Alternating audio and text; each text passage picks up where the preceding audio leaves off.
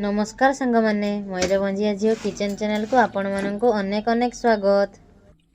आसतु आज आम बनवा शौल माछ आंबुल बेसर झोल। एबे आम माछ को काटी धोई गोटे जगह रखी लुण हलदी जले किसी समय घोड़े छाड़ीदेवा। गोटे कड़ई रे सरिष तेल नेबा एवं तेल गरम होगा पर माछ छाणीबा। वीडियोटी भल लगे निहाती लाइक करेंगे, चैनल में नुआ दिले सब्सक्राइब करेंगे।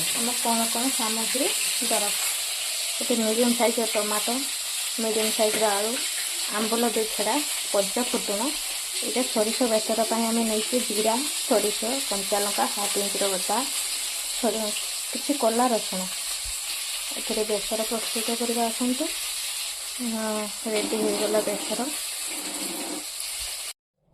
दबा आलू ठीक समय आलू को फ्राए करवा। आलू आमर फ्राए है ताको काढ़ा। ये दबा जीरा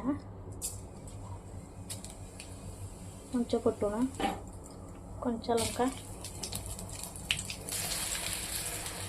मीडियम साइज टमाटो बेसर चामच हल्दी गुंड हाफ चामच लुण दबा आंबुल भाजी रखिथिबा आलू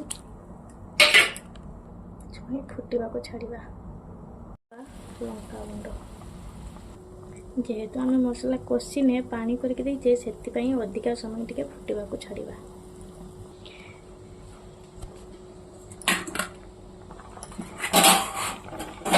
इस टाइप माछ दबा।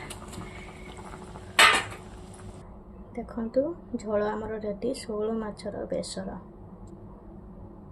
देखंतु रेडी आमर शौल माछर बेसर।